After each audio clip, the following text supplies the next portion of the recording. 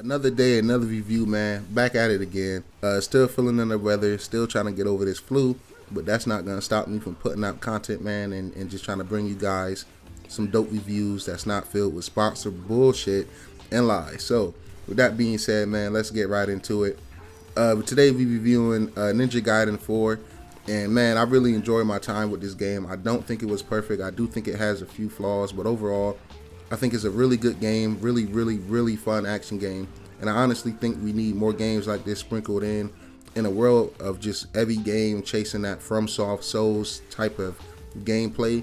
It's really nice and refreshing to just get something like this where it's just straight up action, slicey, a lot of gore, a lot of blood, and man, let's just get right into it. So I'm not gonna pretend like I'm some huge Ninja Gaiden fan, like I played every entry in the series. I have not. I played the Ninja Gaiden 2 Black remake / remaster that came out last year, and then I played this as well, and I really enjoyed the remaster that came out last year. I thought it was really fun. But this right here is another level, man. I really enjoyed it. So, first we're gonna talk about the graphics, the gameplay, and the art design. I think the graphics is really good. I played this on the Series X, and it was very well optimized. No frame drops, no issues whatsoever. I did have a problem with a little bit of the HDR in some settings, like some places seemed a little too dark. No matter how much I tried to tweak and get everything together and get the right settings in order and in place. But man, this game was absolutely beautiful, man. I really love all the goriness in the game. I thought the art design was really good. The character details and models was really good, especially in cutscenes and close-up.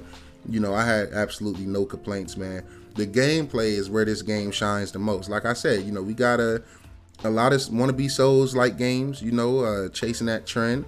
And if it's not FromSoft, I really don't respect it, unless it's something like Eliza P that really stands out to me. So, when you get this and it's just straight up combat slicey, you get to learn some combos and, learn more moves and unlock more weapons throughout the game. I really enjoyed that. The gameplay loop kept me coming back. It never really felt repetitive. So I would like, a little more enemy design would have been nice, a few different type of enemies, but, for what it's worth, I can't really complain too much. I really enjoyed it. The combat was super fun. The graphics was A1, like I mentioned, and I really did like the art design, the art direction. I also like these little moments where you pivot from just straight combat, and sometimes it's a little platforming. Sometimes you got this Sonic skating on the rails moment, or flying in the air, or grappling through things, and I really enjoyed that. I thought it was really fun. I thought it, add a different pace of speed to the gameplay, and it differentiates itself from chapter to chapter. So I really enjoyed that, man. Next, we gotta talk about the music and the sound design. I thought the music was really dope. I thought the sound design was A1 in my opinion. Everything sounded good. Whether it's swords clashing, whenever you get a perfect block, whether whatever you just do in this game, it just sounds good. Slicing up enemies, getting the finishing killing blow on them, man, slicing their arms and their head off. Everything sounded violent. Everything sounded good.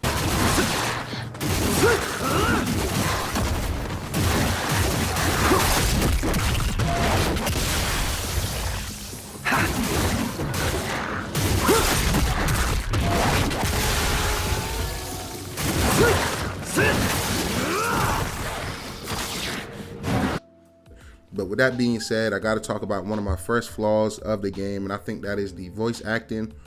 I was not a big fan of the voice acting. I felt like you could go to my local Walmart and probably find some people that was more enthusiastic about some of these lines in this game. I get it's kind of the tone, it's kind of the setting. I guess that might be what they're going for, but for me, man, I've been kind of spoiled with great voice acting, even in indie games. I'm playing a horror game right now called Still Wakes the Deep, and that game has great voice acting. So, I don't think it's insane for wanting really good top tier voice acting and voice quality in a AAA $70 game. We got to keep that in mind too, right? So yeah, the voice acting could have been a lot better. I thought the music and overall sound design as a whole was really good. Next, I want to talk about the story. And man, this is another point where I'm like, I kind of just wish it left a lot to be desired. I put it like that. The story, it wasn't hard to keep up with and follow along, but it just wasn't really interesting to me. Cutscenes and dialogue moments didn't really make me sit up in my seat and like pay attention to everything that was being said. So when you got, kind of mid storytelling alongside with lackluster voice acting, you know, it kind of makes for a less intriguing story as a whole, in my opinion. But yeah, man, I besides that, man, those was like really my only two flaws. Like I said, I enjoyed the graphics of the game. The combat was really fun. I played on a normal difficulty because I wasn't chasing the like super souls, like super just hardcore stressing, pulling my dreadlocks out my head experience. No, I just wanted a good action game to reset my palate, and this was that. This did exactly what I wanted it to do. You know, I played this via Game Pass, so you know, if I pick this up, which I probably will, physical for my PlayStation 5 Pro down the line on sale, I probably will try to go for the platinum. You know, I wouldn't mind trying to clean up everything in here, challenging myself, playing this on master difficulty and really pushing myself through it. And that's another thing I want to talk about, replayability. I think the replayability in this game is pretty good too. You get to switch and use Ryu if you want, so that's really dope. You get to unlock higher difficulty options after you finish the game, even if you finish on a regular difficulty like I did. So you know, that's pretty dope, man. I always appreciate stuff like that. I do plan on replaying it soon. Like I said, I plan to pick it up for the PS5 Pro on a good physical sale, and I'll replay it. But overall, man, I really enjoyed this game. I think for what it does as an action game, I think it's a masterpiece of an action game. Now, is it a masterpiece of a game in general? No, I don't think so, because of the flaws I mentioned in this review. But I will say, overall, this is a really, really good game. I highly recommend it.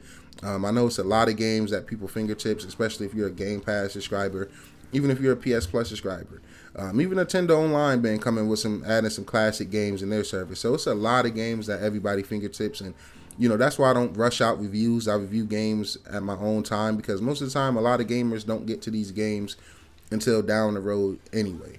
So I really enjoyed this game. I don't think it's worth the full $70 price tag, but I definitely think you should play it if you have Game Pass. And if it hit that $50 mark and under, yeah, definitely grab this. It is an amazing action game. I really enjoyed it. Really dope. Highly recommend. It's been your boy NextGenNero. I'll catch you guys in the next one. Peace.